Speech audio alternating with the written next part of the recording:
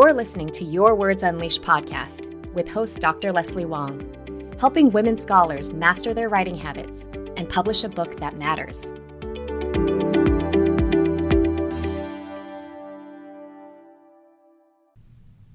Hey there, listeners. Today is very exciting because it marks the 100th episode of Your Words Unleashed podcast. My very first episode dropped on January 16th, 2022. So I've been doing this for just over 4 years now. And on today's episode, I want to do two things. The first is to take a few moments to reflect on my podcast journey. And the second is to read you a short opinion piece that I recently published in Context magazine, which makes sociological research accessible to the general public. In this article, I was asked to give my thoughts on the future of academic publishing. It ended up becoming a manifesto of sorts that truly expresses my personal stance on academic writing, including what I think is wrong with it, how to make it better, and why it matters at all. And the title was The Case for Radically Inclusive Writing. It's probably the most courageous thing I've ever written. And it's also definitely not something I would have felt comfortable addressing to any audience, but especially to an audience of my peers in the past. A big part of what gave me the courage to publish it was this podcast. And the fact that every 2 weeks, I release an episode on topics related to writing and academic life that I find important. Putting my literal voice and opinions out there over and over again has steadily increased my tolerance for speaking candidly and for saying things that often go against the grain of mainstream academia. I know I rub some people the wrong way, but in doing so, I've also attracted the right people to me. And don't forget that when I started this podcast, I was still in the academy. I actually didn't leave my faculty position until 8 or 9 months into it. So this show has grown with me through some tremendous life and career changes. It's really interesting for me to look back on the past few years and how Your Words Unleashed has made me a vocal advocate for academic writing that is radically inclusive. You can find the full transcript of this episode at yourwordsunleashed.com/100. So the last time I did any real reflection on podcasting was in episode 40, What My Podcast Has Taught Me About Writing. And here's what I said back then about why I chose to start a podcast and my fears about launching it. I said, I've always been a huge fan of podcasts. I love listening to stories and learning new things at the same time as doing other more mundane tasks like cooking or driving. Maybe it's also because I'm a music lover and enjoy auditory experiences. And of course, there's also the intimacy that comes from listening to people talk. There's an emotional connection and a camaraderie you feel with your favorite podcasters as you learn their worldview and hear snippets about their personal lives. But I didn't actually decide to start a podcast until I was working with Rhonda Hess, an amazing coach who helps new coaches build their businesses. She herself has an incredibly successful weekly podcast called Prosperous Coach. When Rhonda and I first started working together in 2021, I knew I was getting ready to leave academia. I had a wealth of coaching experience, but didn't have a very specific focus yet. Rhonda helped me figure out my specific niche of coaching scholarly book authors and helped me design the 6-month private coaching package that's on my website. And as part of building a business, I had to choose a primary way to distribute content to the public. Options included things like blogging, sending out a newsletter, and posting YouTube videos. I chose podcasting even though it terrified me. I just felt drawn to a medium where I could truly express myself in my own voice. My mission for the podcast, as in my coaching, has been to peel back the curtain covering so many aspects of the Ivory Tower and to help demystify the book writing and publishing process. I also wanted to give tips and strategies, not just about writing, but also about lifestyle and mindset that I could have used when I was a highly insecure, workaholic junior scholar. But still, creating a podcast was really hard for me to do, and I procrastinated on it more than any other aspect of my business. Looking back, I was totally intimidated by the steep learning curve that comes with doing something involving unfamiliar software and technology. I didn't believe I could learn how to do things like record, edit, upload, and distribute this podcast on my own. I also got into analysis paralysis because there were so many decisions to make. For example, you have to create podcast cover art and decide whether or not to put your own face on it. You have to choose open access theme music. You have to decide if you will do a solo podcast or an interview-based one. You have to figure out how long your episodes will be. Beyond all that, I was also scared of the marketing and visibility piece. I was worried about how I might be judged by my peers or of not having any listeners at all. I had no idea how my overall message would be received, and ultimately I was paralyzed by fear of the unknown for a good 4 or 5 months. And then came the point where I couldn't move forward with my business until I had some podcast episodes ready, and I was forced to actually do it. So that's what I said back then. Things were shaky in the beginning, and I made a lot of mistakes. I also didn't have that much of an audience. In the first year of the show, I had a little under 2,500 downloads. And by comparison, in 2025, there were 13,000 downloads, which is almost 40% of the total number. Also last year, listeners tuned in from 126 different countries and from a whopping 2,676 cities around the world. So to some podcasters, these numbers are tiny. They are shooting for hundreds of thousands of downloads each month. But I have more of a niche topic that's directed toward a specific audience, so that's never been my goal. I have prioritized slow, organic reach over explosive growth. Many podcasters only define success through metrics. I think academics will find that to be familiar. And I also think it's the wrong thing to prioritize. I'll let you in on a clarifying conversation I had with this one podcast guru type bro whose brand is about trying to rapidly grow your podcast audience. I had joined a coaching program of his that came with a few one-on-one sessions. And I only ever partook of one of these meetings because his approach turned me off so much.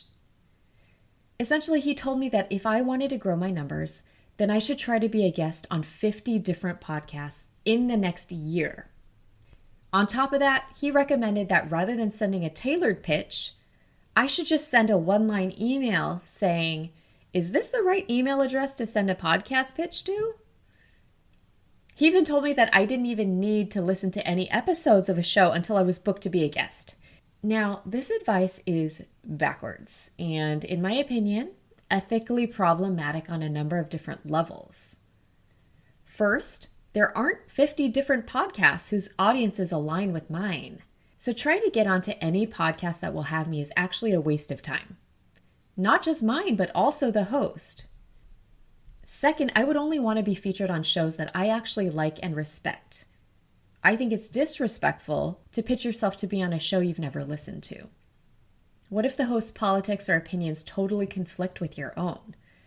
I'm not out there to debate. I am seeking to have genuine conversations. Third, as someone who receives a fair amount of podcast pitches, I can immediately tell if someone is coming from an authentic place or not. Recently, I received multiple pitches, all from different email addresses with different names attached that had the exact same message. And they were pitching a medical doctor who only gives in-person interviews about his work. And his work did not overlap at all with the themes of this show. So it was really obvious to me that these were sent out by AI. I want this podcast to reflect my core values of authenticity, connection, and transparency. And my goal is to build community. If I prioritized only the numbers, I would release one episode per week, as most podcasts do.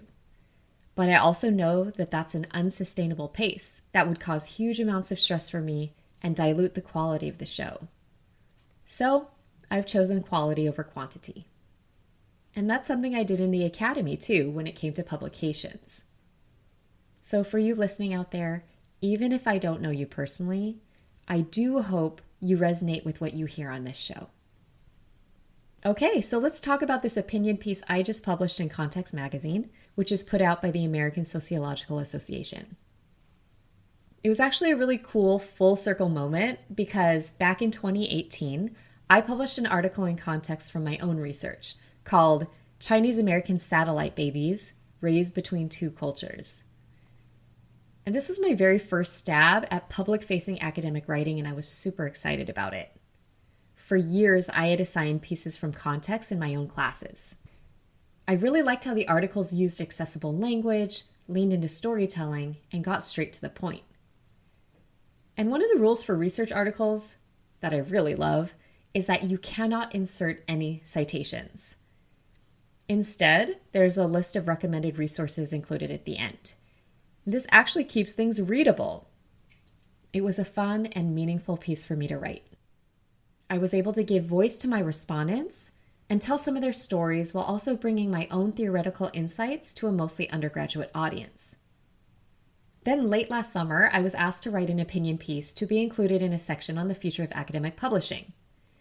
Because I really don't have a lot to say about publishing itself, I pitched an idea about writing that I thought was rather audacious.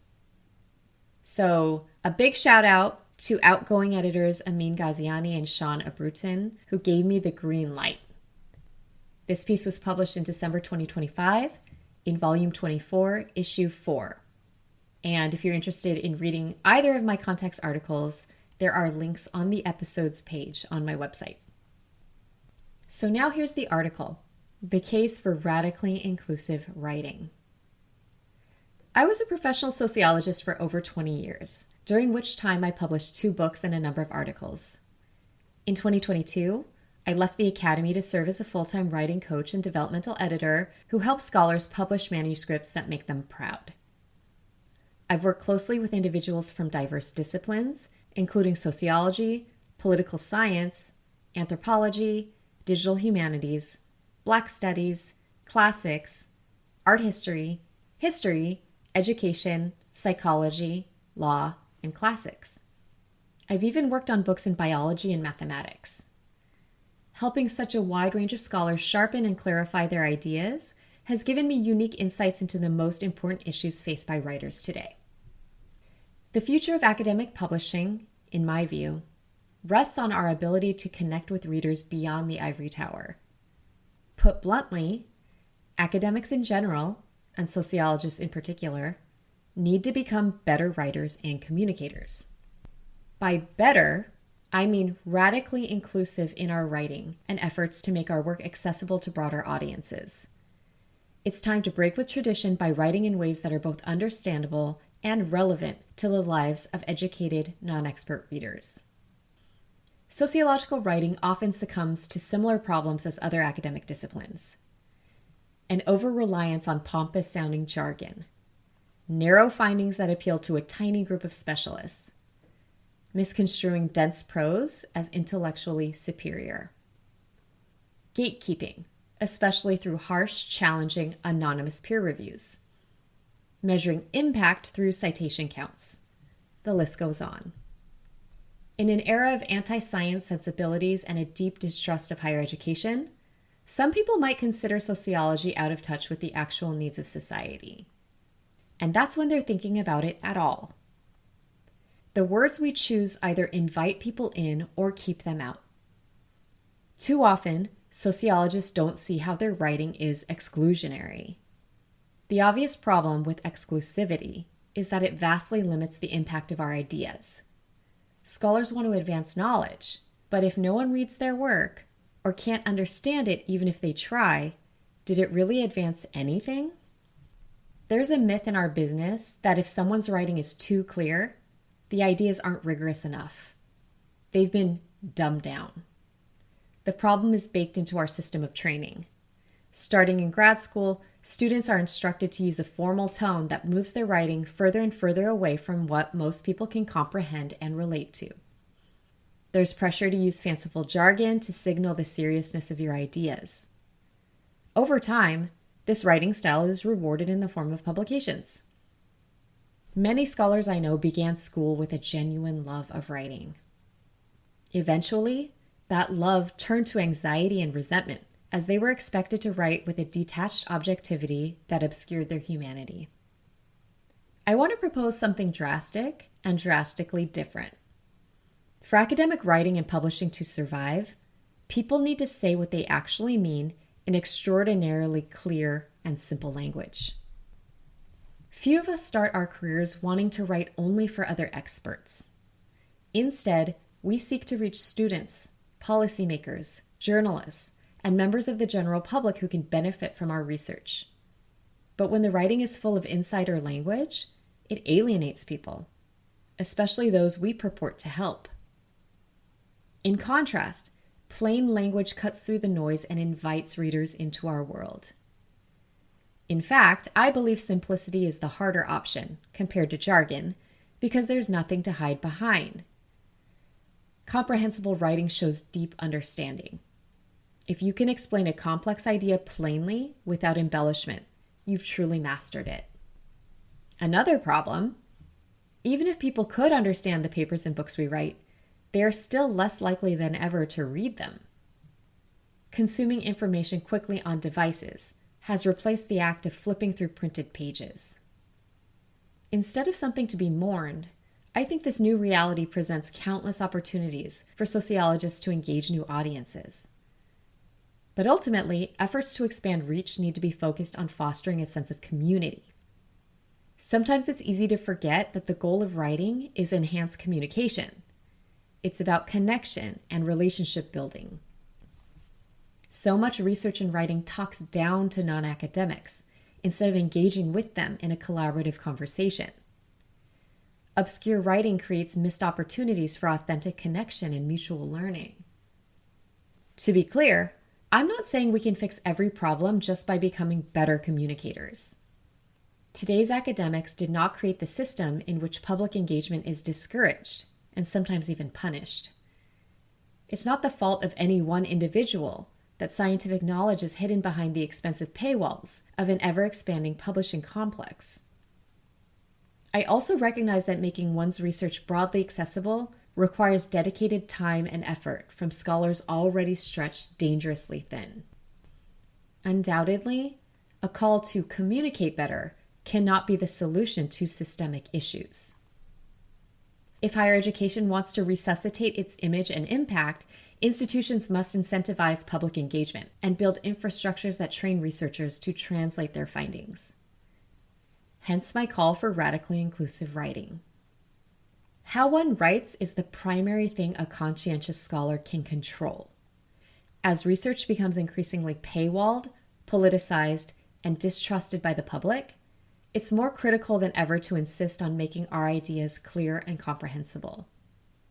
So let's reimagine scholarly writing as an opportunity to create deeper, more mutually beneficial relationships with our readers.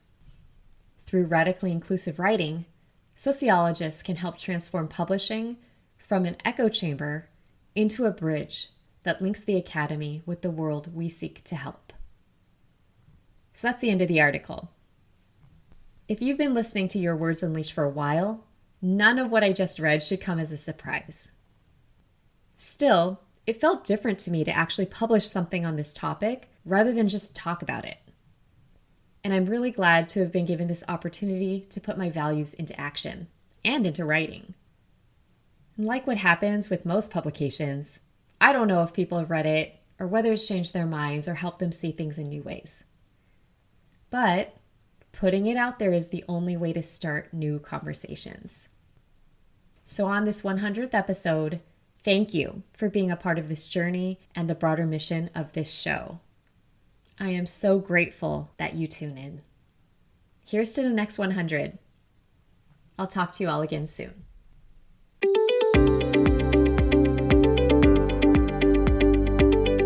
Thanks for tuning in to Your Words Unleashed podcast.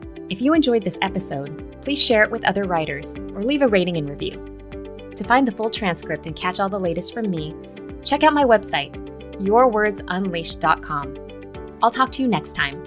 Happy writing!